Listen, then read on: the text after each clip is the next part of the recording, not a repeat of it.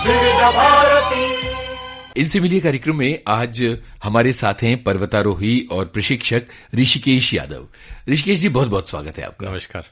मुझे ये बताइए कि मूल रूप से आप क्या काम करते हैं और ये जो शौक है पहाड़ों पर चढ़ने का, ये कब लगा था आपको? मैं गवर्नमेंट सर्वेंट था, अभी रिटायर हो गया हूँ जी। तो जब कॉलेज में था, मैं पूना से हूँ बेसिकली, वहां पर कॉलेज में जाने के बाद ही कुछ कर पा रहा था, तो उसके कारण वहीं पर दोस्त लोग मिले थे, उसके साथ फिर सह्याद्री में घूमना शुरू हुआ था जी।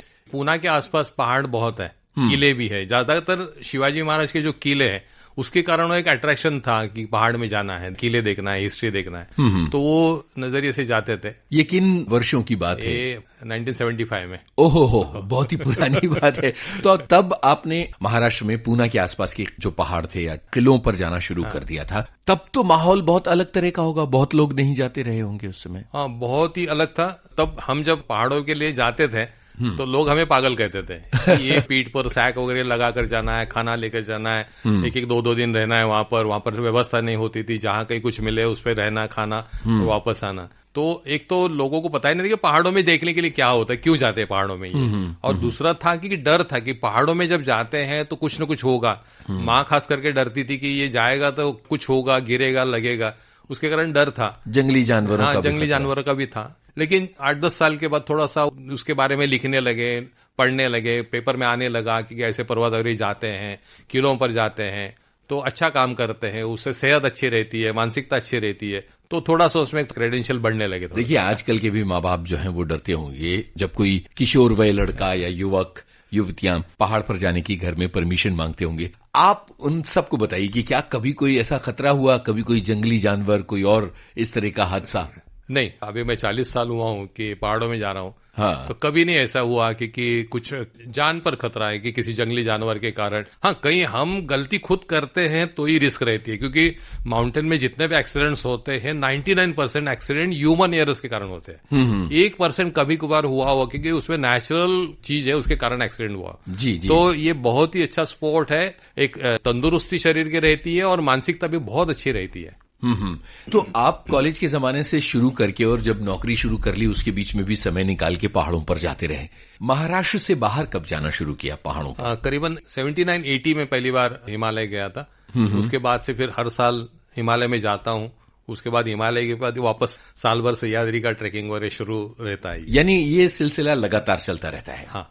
हिमालय की तरफ जब देखते हैं तो निगाह जो है वो सीधे माउंट एवरेस्ट पर जाती है। 8,848 मीटर की चोटी है और संसार का सबसे ऊंचा शिखर। आपने उसे जीता है? हाँ, 1998 में हमने एवरेस्ट की मुहिम की थी। वो अपने देश की पहली सक्सेसफुल इंडियन सिविलियन एक्सपीडिशन थी, तो एक हमें गर्व था कि हम वो एक्सपीडिशन कर पाए। और दूसरी बात थी कि वो जो एक्सपीडिशन थी, हमने अपनी स्वतंत्रता की 50वीं सालगिरह जब चल रही थी देश में, तो उसके तहत हमने अपना तिरंगा दुनिया के सर्वोच्च चोटी पर लहराएगा, ये इच्छा से हमने की थी और उसमें हम सक्सेसफुल रहे। तब तो धूम मच गई होगी। बहुत कुछ। कितना मुश्किल रहा? वहां की सबसे अनूठी याद हमें बताइए इस एक्सपीडिशन की। एवरेस्ट जब हम गए थे तो हमने तिब्बत साइड से एवरेस्ट किया था, और तिब्बत साइड से एवरेस्ट चढ़ना बहुत कठिन है। मैं अपने सुनने वालों की जानकारी के लिए ये पता करना चाहूंगा कि किस किस तरफ से चढ़ते हैं। नेपाल की तरफ से चढ़ते हैं और तिब्बत की तरफ से चढ़ते हैं। हाँ, दो देश के बीच में एवरेस्ट है, उसका जो चोटी है और दो देश में विभाजित है। आधा नेपाल में, आधा तिब्बत में है। तो ज्यादातर लोग नेपाल की तरफ से जाते हैं। नेपाल तरफ से जो जाना है वो आसान है रूट वो, और वेदर जो है ज्यादातर नेपाल साइड से जब है वो तो अच्छा रहता है, क्योंकि वहां पर एक रेंज है, उसके कारण जो तिब्बत के पठार से जो हवा आती है उसे रोकी जाती है, उसके कारण नेपाल साइड से आसान रहता है। और दूसरी चीज है कि जो कठिनाई चढ़ने के लिए है वो बेस कैंप से कैंप 1 तक ही है नेपाल साइड से। बिल्कुल बिल्कुल। और तिब्बत में आप जाएंगे तो हवा बहुत तेज चलती है, और जो कठिनाई है वो लास्ट पोर्शन में है। आप जब कैंप 6 से ऊपर निकलते समिट के लिए, तब आपको 4000 फीट रोप लगाना होता है, पूरे किले लगाने होते हैं, उसके बगैर आप चढ़ ही नहीं सकते। तो उसके कारण जो है अनसक्सेस रेट जो तिब्बत से बहुत ज्यादा है। तो आपने इसे ही क्यों चुना था? पैसा। पैसा जुटाना ये सबसे बड़ी कठिन बात है। हमें 3 साल लगे पैसा इकट्ठा करने के लिए। तो जितना पैसा नेपाल साइड से देना चाहिए था उतने हमारे पास नहीं थे, क्योंकि नेपाल साइड से रॉयल्टी ज्यादा है और चाइना साइड से उस वक्त बहुत कम थी, क्योंकि चाइना से एक्सपेडिशन जाते ही कम थे। तो चाइना गवर्नमेंट जो है कम रखता था। तो हमने सोचा देखो पैसे जितने जमे उसमें ये हमारी जो स्वतंत्रता की सालगिरह है वो तो हमें एक ही साल में करना है, तो जाना तो है। इसके कारण भी कम पैसे थे तो हमने तिब्बत में से कोशिश की थी। और तिब्बत में हम जब गए थे तो वहां पर 14 नेशंस और लोग जमे थे उसमें। वहां पर चाइना थे, जापान था, रशिया थी, अमेरिका थे, बहुत बड़े बड़े नेशंस के लोग आए थे और उनके साथ साथ हमने कोशिश की थी। और एक सबसे बड़ी बात है कि हम जब वहां पर पहुंचे थे तो हमारे पास, हम अकेले रहेंगे तो हमारे पास जितनी चीजें चाहिए, जो एक्सपर्टीज चाहिए, वो सब हमारे पास थी। उसके कारण क्या हुआ कि हमने पूरी जोर लगाकर कोशिश की और सब नेशन में सबसे पहला हमने रूट ओपन किया और अपना तिरंगा जो है सबसे पहले वहां पर पहुंचाया था एवरेस्ट पर। तो उस साल की वो सबसे पहली समिट सक्सेसफुल थी और उसका एक क्रेडिट रहता है कि ये मौसम में किसने उस पर चढ़ाई की थी।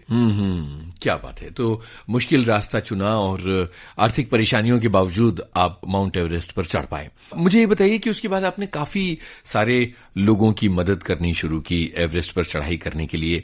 इसकी वजह क्या थी? एवरेस्ट जब मैं जाकर आया तो उसके बाद एक महसूस होने लगा कि पहाड़ बहुत कुछ है, अपनी जिंदगी कम है, इससे ज्यादा पहाड़ हैं जी। और जो ग्लैमर मुझे मिला था एवरेस्ट के कारण मिला था, और एवरेस्ट के लिए जो हमें ग्लैमर जो मिला था वो हमारे पैसे से नहीं था, ये पब्लिक मनी से था। तो मेरी रिस्पॉन्सिबिलिटी मैं समझता हूँ कि मेरी अभी जो ग्लैमर है माउंटेन के कारण है, तो ये माउंटेन को वापस देना चाहिए, सोसाइटी के लिए यूज आना चाहिए। तो उसके कारण उसके मैंने पर्सनल क्लाइंबिंग पूरा 98 के बाद बंद किया और उसके बाद जो है इसको बच्चों के लिए नेशन वाइड इसका स्प्रेड हो, माउंटेनिंग एक्टिविटी, इसके लिए कोशिश की। तो ये तो अद्भुत काम है। मतलब आपने अपना निजी जो पर्वतारोहण का काम है वो पूरी तरह से बंद करके और बच्चों और सिविलियंस के लिए काम करना शुरू किया। हाँ, तो उसके लिए मैं कोशिश कर रहा था कि जरिया क्या लिया जाए। तो पहले मैं यूथ हॉस्टल में काम करता था, तो फिर से मैंने कोशिश की कि मैं एवरेस्ट जाकर आया हूं तो मैं कुछ कर सकता हूं आपके लिए। तो उनको भी मेरे जैसे अनुभवी पर्वतारोही की जरूरत थी, तो उन्होंने मुझे नेशनल की जो एक एडवेंचर कमेटी होती है उसका उन्होंने मुझे इंचार्ज बनाया 2002 में। तो उसके कारण मेरा जो दायरा जो है पूरे नेशन के लिए खुल गया। तब क्या होता था कि पूरे नेशनल प्रोग्राम जो है हिमाचल में ही होते थे। में अपना जो देश है ना, ये विविधता से भरा हुआ है। बिल्कुल, हर एक स्टेट की एक अलग अलग जियोग्राफी है। तो मैंने उसको देखकर हर एक अलग स्टेट में उस तरीके के नेशनल प्रोग्राम बनाने शुरू किए। जैसे जैसलमेर में डेजर्ट है तो डेजर्ट ट्रेकिंग प्रोग्राम जैसलमेर में शुरू हुआ। फिर आप कोडाई कनाल में जाइए तो कोडाई कनाल की पर्वत श्रृंखला जो है अलग तरीके से है। केरल में मुन्नार है, मुन्नार हिल में ट्रैक कर सकते हैं, तो मुन्नार का ट्रैकिंग शुरू किया। फिर बाद में कूर्ग है जो कर्नाटक का कोस्टल एरिया है, उसमें ट्रेकिंग शुरू की है।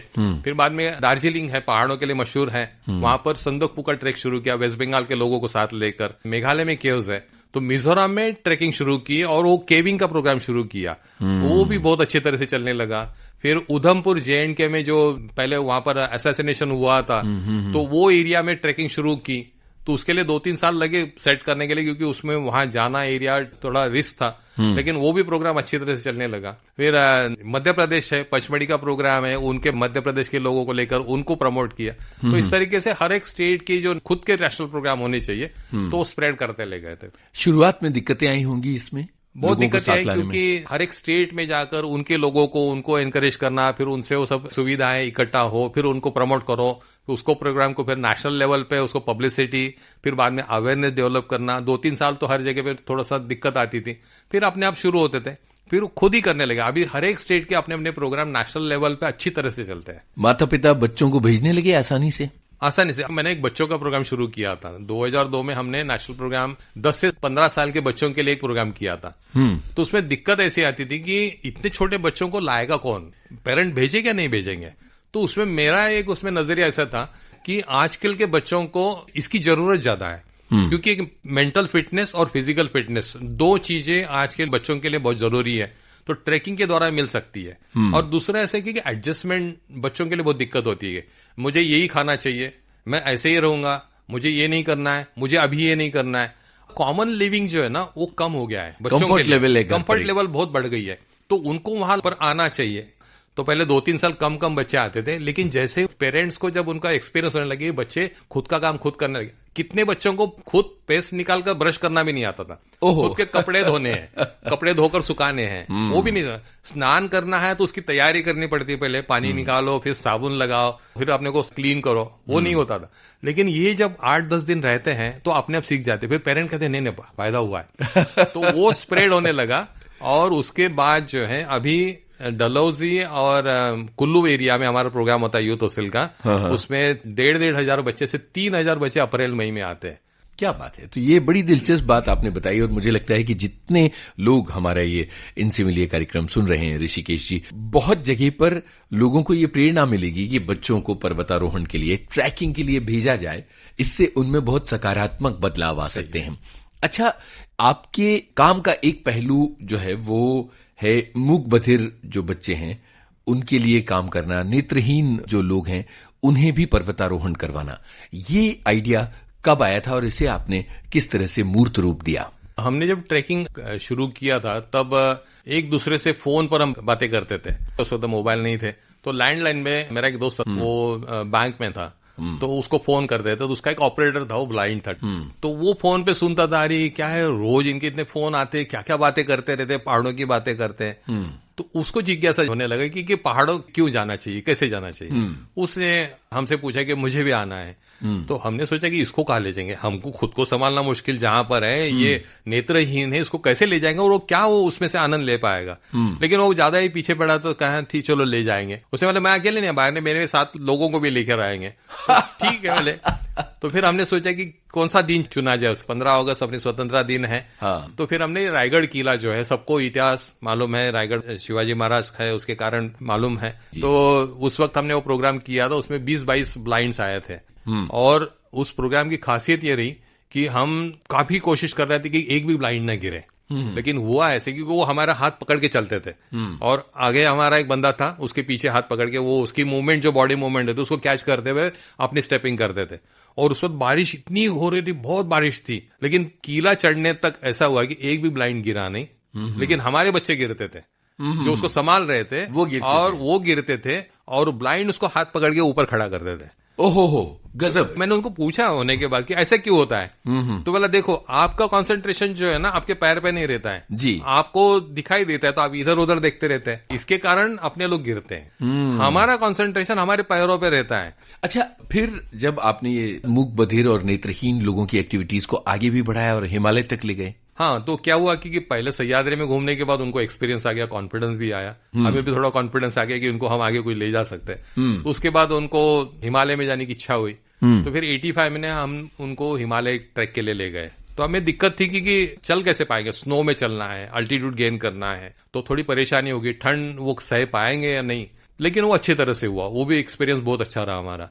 उसके बाद वो और 2-3 साल चले गए, फिर बोलते नहीं हमें पर्वतारोहण करना है। पर्वतारोहण करना है तो उसके लिए फिर प्रॉपर ट्रेनिंग चाहिए, क्योंकि अपने यहाँ पर रूल है कि ट्रेनिंग होगा तो ही आप चढ़ सकते हैं। फिर दार्जिलिंग की जो इंस्टीट्यूट है वहां पर जो डायरेक्टर थे उनको हमने रिक्वेस्ट की कि नेत्रहीन बंधु है उनके लिए आप कुछ ट्रेनिंग दे पाते हैं तो हम उनको पर्वतारोहण का एक प्रोग्राम करना चाहते हैं। उनका एक्सपीरियंस अच्छा है, आप उनको देखिए, अच्छी तरह से कर पाएंगे।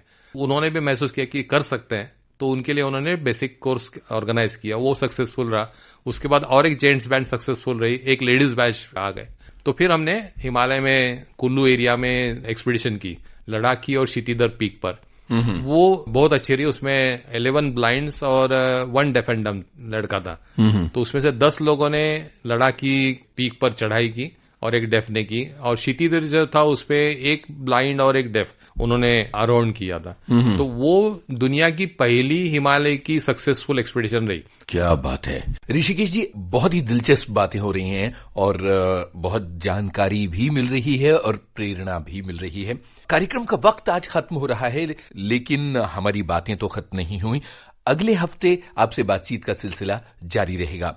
चलने से पहले अपने श्रोताओं को बता दें कि आज हम बात कर रहे थे पर्वतारोही और प्रशिक्षक ऋषिकेश यादव से। इनसे बातचीत आपके इस दोस्त यूनुस खान ने की। हमारे रिकॉर्डिंग इंजीनियर गणेश शिंदे हैं और विविध भारती की ओर से इस कार्यक्रम को प्रस्तुत करते हैं हर्षवर्धन गवई। अगले हफ्ते इसी समय ऋषिकेश जी से बातों का सिलसिला जारी रहेगा।